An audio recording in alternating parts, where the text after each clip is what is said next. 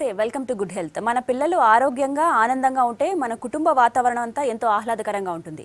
అలాగే పిల్లల ఆరోగ్య విషయంలో కూడా తగు జాగ్రత్తలు తీసుకోకపోతే మనం జీవితాంతం ఎంతో బాధపడాల్సి ఉంటుంది. ముఖ్యంగా మీ పిల్లల శరీర మరియు మానసిక ఎదుగుదల గాని తగ్గిందా? అలాగే ఆయుర్వేదంలో స్వర్ణ అమృత ప్రాసన అంటే ఏమిటి? పిల్లలకు వ్యాధులు రాకుండా శ్రీ ధన్యసాయి అమృత ప్రాసన ఎలా ఉపయోగపడుతుంది? వీటి గురించి మనకు తెలియజేయడానికి RK ayurvedic research and psoriasis centre doctor Balaji garu మనతో పాటు స్టూడియోలో ఉన్నారు. వారిని అడిగి మరిన్ని విషయాలు తెలుసుకుందాం. నమస్కారం డాక్టర్ గారు. నమస్తే. ముందుగా స్వర్ణామృత ప్రాసన కొత్తగా వింటున్నాం, ఆయుర్వేదానికి సంబంధించి అంటే ఏంటండి? స్వర్ణామృత ప్రాశన అంటే ఏం లేదండి, అది మనకి చెప్పాలి అంటే ఆయుర్వేదంలో కొన్ని వేల సంవత్సరాల క్రితం అతి పురాతనమైనది ఆయుర్వేదం. దీనికి కొన్ని వేల సంవత్సరాల క్రితమే దీన్ని వివరించడం జరిగిందనమాట. అయితే స్వర్ణామృత ప్రాశన అంటే ఒక ఇమ్యునైజేషన్. ఇప్పుడు మనం ఎలా అయితే వ్యాక్సినేషన్ వాడుతూ ఉన్నామో అదేవిధంగా ఆయుర్వేదంలో ఇమ్యూనిటీ పెరగడానికి, వ్యాధి నిరోధక శక్తి పెరగడానికి కొన్ని వేల సంవత్సరాల క్రితమే ఒక స్వర్ణామృత ప్రాశన అనేటువంటి ప్రక్రియను చెప్పడం జరిగింది.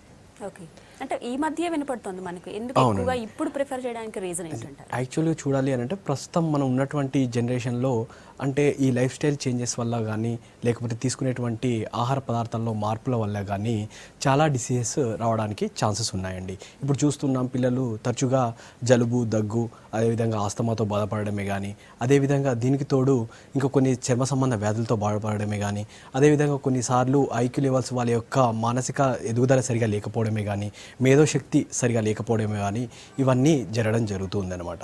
సో కాబట్టి దీనికి పర్మనెంట్ సొల్యూషన్ ఏంటి అని అంటే దాదాపుగా ప్రతి పుట్టిన పిల్లాడు కూడా అన్ని వ్యాక్సినేషన్ తీసుకుంటున్నారు. అంటే దాదాపుగా ఒక 1980sలో దాదాపుగా ఒక 10 వ్యాక్సినేషన్స్ ఉంటాయి. ఇప్పుడు ప్రజెంట్ 30-35 వ్యాక్సినేషన్స్ వరకు ఉన్నాయి. అయినా కానీ మళ్ళీ తరచూ జబ్బు పడడానికి కారణం ఏంటి అని చూస్తే మనం చెప్పుకున్నట్టు ఈ విధమైన కారణాలు చెప్పుకోవచ్చు. సో కాబట్టి వీటికి అన్నిటికీ పరిష్కారం ఏంటి అని అంటే వాటిలో వ్యాధి నిరోధక శక్తిని పెంచుకుంటూ మనము వాళ్ళకి అంటే సరైనటువంటి డైట్ హ్యాబిట్స్ ఇచ్చినట్లయితే వాళ్ళకి ఎలాంటి సైడ్ ఎఫెక్ట్స్ లేకుండా ఫ్యూచర్లో నార్మల్ లైఫ్ను లీడ్ చేయడానికి ఆస్కారం. అంటే ప్రధానంగా ఈ ప్రాసన గురించి ఆయుర్వేదంలో ఎటువంటి ప్రాముఖ్యత ఉందంటారు? అయితే ఇప్పుడు చెప్పాలి అని అంటే ఆయుర్వేదంలో ఒక కాశ్యప సంహిత అనేటువంటిది ఉంది. అందులోనే దీన్ని ఒక స్వర్ణామృత ప్రాశనను సంస్కారంగా చెప్పడం జరిగిందన్నమాట. అంటే జాతక కర్మ అని చెప్పడం జరిగింది. అంటే పుట్టిన పిల్లాడికి చేసేటువంటి క్రియనే జాతక కర్మ అంటారు. అలాంటి క్రియలో ప్రధానమైనటువంటిది, ప్రప్రథమైనటువంటిదే ఈ స్వర్ణామృత ప్రాశన. అయితే ఈ స్వర్ణామృత ప్రాశనలో మెయిన్ ఏంటి అని అంటే ఇంగ్రీడియంట్ చూసుకున్నట్లయితే స్వర్ణభస్మ, గోల్డ్ యాష్, బంగారం యొక్క యాష్ కలిగి ఉంటుందన్నమాట. అయితే దీంట్లో చూసుకున్నట్టయితే ఈ స్వర్ణామృత ప్రాశనలో స్వర్ణభస్మం యొక్క ప్రాముఖ్యత ఏమిటి అంటే ఇది మన బాడీలో ఏంటి అని అంటే మైన్యూట్ లెవెల్లో అంటే నానో పార్టికల్గా కూడా పనిచేయడం జరుగుతూ ఉంటుందన్నమాట. అంటే దానికి సూక్ష్మంగా కూడా చొచ్చుకుపోయినటువంటి తత్వం కలిగి ఉంటుంది కాబట్టి దీనికి ఎలాంటి వ్యాధులను దరి చేరనీయకుండా బాడీని రక్షిస్తూ ఈ స్వర్ణామృత ప్రాశన అనేటువంటిది కాపాడుతూ ఉంటుంది. అంటే ప్రధానంగా పిల్లలకి ఏ ఏజ్లో వేయాలంటారు వ్యాక్సినేషన్? ఈ స్వర్ణామృత ప్రాశనను పుట్టిన పిల్లల నుంచి మొదలుకొని 16 years ఏజ్ వరకు వాళ్ళకు కూడా వేయవచ్చు. అయితే ఎందుకు 0 to 16 years అంటే పుట్టిన పిల్లల నుంచి బ్రెయిన్ డెవలప్మెంట్ అనేటువంటిది 16 years వరకు జరుగుతూ ఉంటుంది. అంటే ఒకానొక స్టేజ్లో చూసుకున్నది 16 years వరకు బ్రెయిన్ యొక్క ఎదుగుదల, మెదడు యొక్క ఎదుగుదల అనేటువంటిది ఆగిపోతుంది.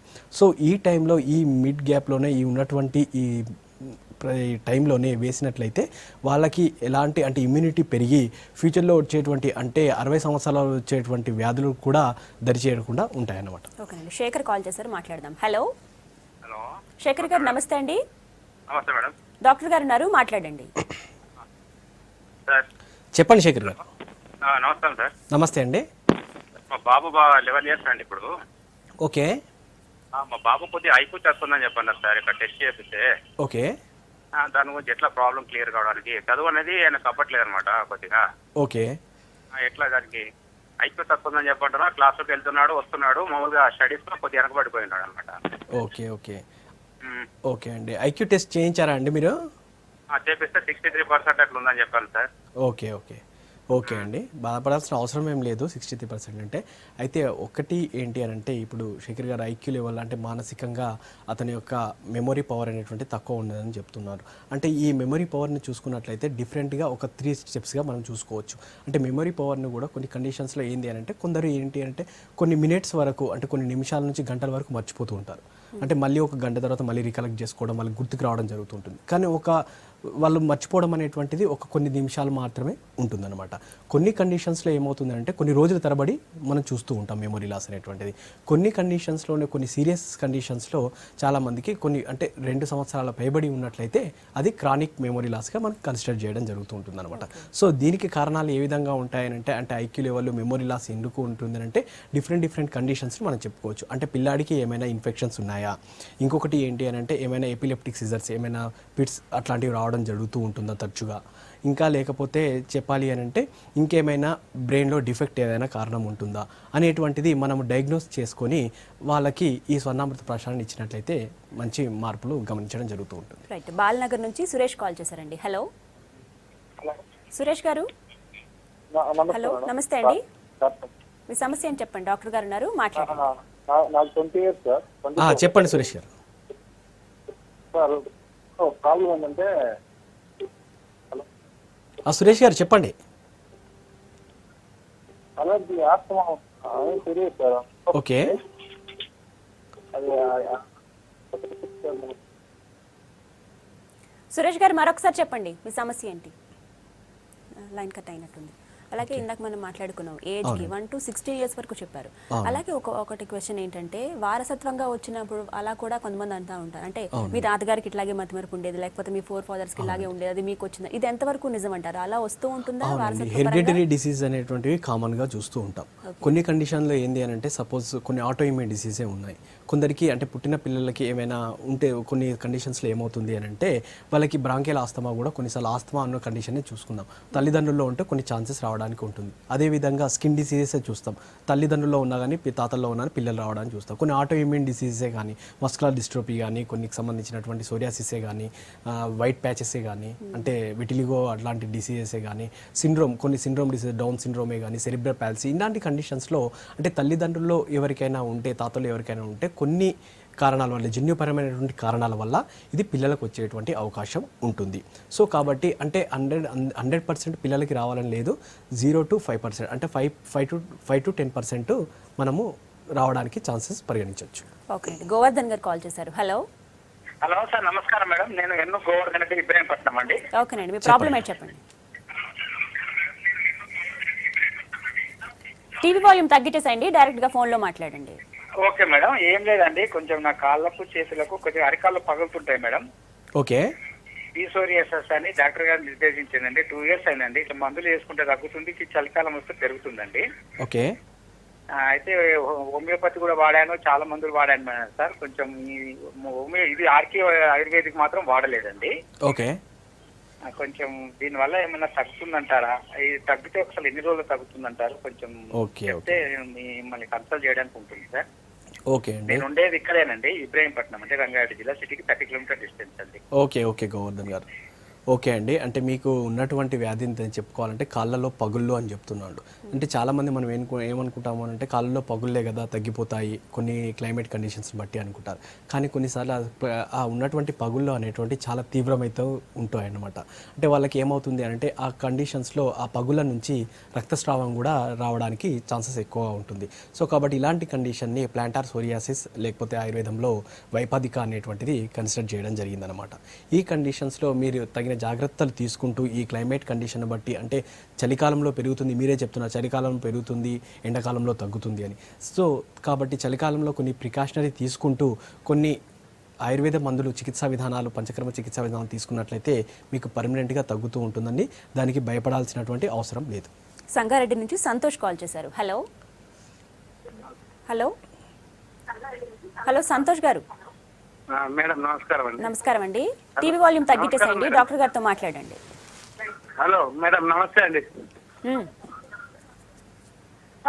మేడం మా బాబుకి కొద్దిగా బ్రెయిన్ ఎదుగుదల తక్కువ ఉంది మేడం. ఓకే, చెప్పండి సంతోష్ గారు. ఏదన్నా మనము చెప్తే గుర్తు పెట్టుకోరు మేడం, ఎడ్యుకేషన్ లో కొద్దిగా డల్ ఉండవు. ఓకే అండి, ఇంకేమైనా టెస్ట్ చేయించారా అండి మీరు? ఎలాంటి టెస్ట్ చేయించలేము. ఆయుర్వేదిక్ గురించి మీరేమైనా మెడిసిన్ అంటే వేరే బిహేవియర్లో అన్ని నార్మల్గానే ఉంటాయండి? జనరల్ యాక్టివిటీస్ బాగుంది, ఎడ్యుకేషన్ లో మటుకు గుర్తు పెట్టుకోవడం కొద్దిగా ఉంటుంది. ఓకే అండి, ఇది చిన్నపిల్లలు చూసుకున్నట్లయితే అంటే కామన్గా ఉన్నటువంటి ప్రాబ్లమేనండి. వాళ్ళకు ఉన్నటువంటి ఎన్విరాన్మెంట్ కండిషన్స్లో కూడా ఇలాంటి మెమొరీ లాస్ అంటే చదువుపైన ఇంట్రెస్ట్ లేకపోవడం జరుగుతూ ఉంటుంది. దీనికి భయపడాల్సిన అవసరం లేదండి. కొన్నిసార్లు ఏమవుతుందంటే కొన్నిసార్లు కొందరు పిల్లలు తరచూ ఎలర్జీకి సంబంధించినటువంటి వ్యాధులతో బాధపడుతున్నా కానీ వాళ్ళకి ఇమ్యూనిటీ లెవెల్స్ అనేటువంటివి తక్కువ ఉండడం కారణంగా చెప్పుకోవచ్చు. అలాంటి కండిషన్స్లో కూడా వీళ్ళు చదువుపైన దృష్టి పెట్టకపోవడము, అంటే చదివింది గుర్తు ఉండకపోవడం కూడా ఈ ఐక్యూ పైన ప్రభావం చూపడానికి ఛాన్సెస్ ఎక్కువ ఉంటుంది. సో కాబట్టి వీళ్ళలో ఫస్ట్ ఆఫ్ ఆల్ ఏంటి అని అంటే ఇమ్యూనిటీని వాళ్ళు తీసుకునేటువంటి అంటే ఇమ్యూనిటీని పెంచుతూ వాళ్ళు తీసుకునేటువంటి ఆహార విధానంలో మార్పులు చేస్తూ ఉన్నట్లయితే వాళ్ళ యొక్క మానసికంగా కూడా ఎదుగుదల జరిగి వాళ్ళు అనుకున్నటువంటి విషయాలను గుర్తుపెట్టుకోవడానికి ఛాన్సెస్ ఎక్కువ ఉంటాయి. కరీంనగర్ నుంచి తిరుపతి కాల్ చేశారు. హలో హలో తిరుపతి గారు నమస్తే అండి. సార్ నమస్కారం మేడం. మాట్లాడండి, మీరు డాక్టర్ గారు ఉన్నారు, మీ ప్రాబ్లం ఏంటి చెప్పండి. డాక్టర్ సార్ నమస్తే అండి. నమస్తే అండి, చెప్పండి తిరుపతి. సార్ మా మిస్సెస్కి మోకాళ్ళ మీద మరియు కొన్ని మోచేతుల మీద సోరియాసిస్ లాగా చాలా దురదగా ఉంటుంది సార్. అక్కడ ఓకే, అయితే నిమ్స్కి తీసుకెళ్తే వాళ్ళు ఏం చెప్పారంటే సోరియాసిస్ అని చెప్పారు సార్. ఓకే. సో ఏంటి అంటే ఇప్పుడు దీనికి ప్రివెన్షన్ ఏంటిది, వీళ్ళు తీసుకోవాల్సిన డైట్ సిస్టమ్ ఏంటి, దానికి మందులు అంటే ఇప్పుడు అలోపతికి వెళ్తే వాళ్ళు ఏమున్నా సార్ ఏం మాట్లాడరు, ఒక చిట్టు తీసుకుంటారు, దాని మీద ఇంత పొడుగు ఒక ప్రిస్క్రిప్షన్ ఇచ్చేస్తారు. ఈ మందులు సరే అంటే జనరల్ గా ఈ మందులు తీసుకుంటూ పోతే ఇది శాస్త్రంగా తగ్గుద్దా, లేదా శాశ్వత పరిష్కారం ఆయుర్వేదం అనేది ఉందా? అంటే మనకు సనాతనంగా కూడా ఆయుర్వేదమే ఎక్కువ వాడినటువంటి దేశం మనది. ఇది పూర్తిగా వెనుకబడి చాలా బాధాకరమైన విషయం సార్ ఇది. అంటే ఇది ఎందుకు మనకు ప్రజలకు ముందుకు ఎందుకు వెళ్తలేదు? మాకైతే పూర్తి నమ్మకం ఉంది. మేము చెప్తే ఇంట్లో వాళ్ళు మా మిసెస్ కావచ్చు, ఇంకెవరైనా కావచ్చు, వాళ్ళు వినరు. ఎందుకంటే అందరూ అలోపతి డాక్టర్ దగ్గరికి వెళ్తుంటే మనం ఏంటి వేర్లది ఆ చెట్లది ఇలా మాట్లాడుతుంటారు. పూర్తిగా రాగే కాదు సార్, చాలా మంది ఉన్నారు, వాళ్ళందరికీ మీకు సమాధానం కావాలి సార్. ఓకే అండి. ఇప్పుడు first of all me question ఒక పరిశీలించినట్లయితే ఇందులో మీరు వాళ్ళ భార్యకి వచ్చేటువంటి వ్యాధి అంటే మోచేతుల్లో మోకాళ్ళలో ఉన్నటువంటి ప్యాచెస్ రావడం జరుగుతుందని చెప్పడం జరిగింది. ఇది కండిషన్స్లో చూసుకున్నట్లయితే సోరియాసిస్ అనేటువంటి వ్యాధి ముఖ్యంగా అంటే మోచేతుల దగ్గర, మోకాళ్ళ యొక్క కింది భాగాల్లో, అదేవిధంగా తలలో కానీ, అది కడుపు పై భాగంలో కానీ, వీపు దగ్గర కానీ ఇది వ్యాధి రావడానికి ఛాన్సెస్ ఎక్కువగా ఉంటుంది. ఇలాంటి కండిషన్స్లో అంటే ఏంటి అని అంటే ఇలాంటి కండిషన్స్ కాలర్ ఉండండి, తీసుకుందామా? మరో కాల్ ఉన్నారండి, అనుపమ గారు. హలో అనుపమ గారు నమస్తే అండి. నమస్తే అండి. మీ ప్రాబ్లం ఏంటి చెప్పండి. నమస్తే అండి. నా ప్రాబ్లమ్ మా 10 months బాబుకి ఎగ్జిమా ఉంది. పుట్టుకతో రాలేదు కానీ 3rd month నుంచి స్టార్ట్ అయింది. ఓకే. సో వినిపించద్దు 3 months నుంచి ఉంది, స్టార్ట్ అయింది, చాలా సివియర్ అయింది. నేను యాక్చువల్లీ కెనడా నుంచి అన్నమాట. అక్కడ హోమియోపతి ట్రై చేసాము, అన్ని ట్రై చేసాము. ఇండియాకి వస్తే ఏమన్నా డిఫరెన్స్ వస్తుందన్నారు, ఏది కుదరలేదు, ఇంకా అగ్రివేట్ అయింది బాగా. దెన్ ఇప్పుడు ఇంకా మళ్ళీ స్టెరాయిడ్స్ మళ్ళీ వాడుతున్నాము. అది వాడద్దు, అవాయిడ్ చేద్దామని హోమియో ట్రై చేసాం కానీ ఆ చిన్నపిల్లడు తీసుకోలేకపోయాడు. ఓకే డాక్టర్ గారు, ఇందాక అనుపమ గారు కాల్ చేశారు, అంటే వాళ్ళ పాపకి ఎగ్జిమా ఉందని చెప్పి దాని గురించి ఎక్స్ప్లెయిన్ చేయండి. ఈ ఎగ్జిమాను ఏంటి అని అంటే కొన్ని డెర్మటైటిస్ లేదా డెర్మటైటిస్ అని కూడా అంటూ ఉంటారు అనమాట. అయితే కొన్ని కండిషన్స్లో స్టార్టింగ్ కండిషన్స్లో ఏమవుతుంది అని అంటే కొద్దిగా థిక్నెస్ ఆఫ్ స్కిన్ కలర్ అనేటువంటిది బ్లాక్గా మారిపోయి ఉండడం జరుగుతూ ఉంటుంది. అదేవిధంగా కొన్నిసార్లు సెబోరిక్ డెర్మటైటిస్ అంటారు. అది ఏమవుతుంది అని అంటే ఇలాంటి కండిషన్స్లో తల్లో అంటే మనకి ఈ డాండ్రఫ్ లాగా రావడం జరుగుతూ ఉంటుంది. దాన్ని చాలామంది ఏం చేస్తారు అని అంటే డాండ్రఫ్ అనుకుని పొరపాటు పడి తర్వాత డిఫరెంట్గా ఎన్ని షాంపూస్ వాడినానికి క్లియర్ కాకపోవడం జరుగుతూ ఉంటుంది. ఇలాంటి కండిషన్ని మనం సెబోరిక్ డెర్మటైటిస్ అనొచ్చు. ఆయుర్వేదంలో కొన్ని కండిషన్స్లో దీన్ని అంటే కొన్ని కండిషన్లో ఈ సెబోరిక్ డెర్మటైటిస్కి స్కాల్ప్ సోరియాసిస్ కూడా కన్వర్ట్ అవ్వడానికి ఛాన్సెస్ ఎక్కువ ఉంటుంది. సో ఇలాంటి కండిషన్స్లో ఈ ఎగ్జిమా కండిషన్స్లో బాడీలో చూసుకున్నట్లయితే డిఫరెంట్ ఏరియాస్లో కూడా రావడం జరుగుతూ ఉంటుంది. అంటే పర్టికులర్గా ఒక ప్లేస్ని కాకుండా బాడీ మొత్తము ఎగ్జిమా కండిషన్ రావడానికి ఛాన్సెస్ ఎక్కువగా ఉంటుంది. అదేవిధంగా ఇంకా కొన్నిసార్లు చూసుకున్నట్టయితే ఈ ఎగ్జిమా కూడా కొన్నిసార్లు సోరియాసిస్గా కన్వర్ట్ అవ్వడానికి ఛాన్సెస్ ఎక్కువ ఉంటుంది. సో కాబట్టి ఇలాంటి కండిషన్స్లో ఈ 6 years బేబీ అంటున్నారు కాబట్టి స్వర్ణామృత పరశాలను వాడుకుంటూ ఆయుర్వేదంలో కొన్ని పంచకర్మ చికిత్సా విధానాలు ఉంటాయండి.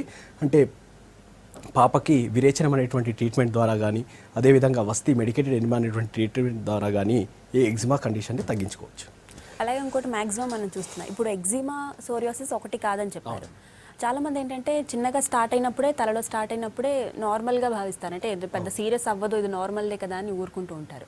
అలాగే ఎక్కువగా సీరియస్ అయిపోయి చాలా పెద్దదైంది వాళ్ళు ఎప్పుడైనా వేరే ప్రాంతంలో ఎక్కడైనా కూర్చున్నా అక్కడ మనం అంతా ఏమంటారు డస్ట్ లాగా ఫార్మేషన్ అవుతుంది, అదంతా మనం చూస్తుంటాం. అంత సివియర్ అయ్యే వరకు ఎట్లా మామూలుగా ముందే ఎలా గుర్తించవచ్చు? ఏమైనా టెస్ట్లు ఏమైనా చేసుకోవచ్చా ఇంట్లోనే వాళ్ళు ఏమైనా? యాక్చువల్లీ చెప్పాలి అంటే ఈ సోరియాసిస్కి సిమ్టమ్స్ని బట్టి మనము ట్రీట్మెంట్ తీసుకోవచ్చు. అంటే సిమ్టమ్స్ని బట్టి మనము ఈ డయాగ్నోస్టిక్ పారామీటర్లో చూసుకోవచ్చు. ఏ విధంగా అంటే మ్యాక్సిమం ఈ స్కిన్ కండిషన్స్లో స్కేలీ ప్యాచెస్ లాగా డెవలప్ అవుతూ ఉంటుంది అనమాట. అంటే చేప పులుసులాగా చర్మం రాలుతూ ఉంటుంది. అదేవిధంగా ఇంకొకసారి ఏమవుతుంది అని అంటే ఏదైనా దెబ్బ తగిలినా కానీ కొన్నిసార్లు అది సోరియాటిక్ ప్యాచ్గా అంటే ఆ ప్యాచ్ పుండులాగా మారిపోవడం జరుగుతూ ఉంటుంది. So right.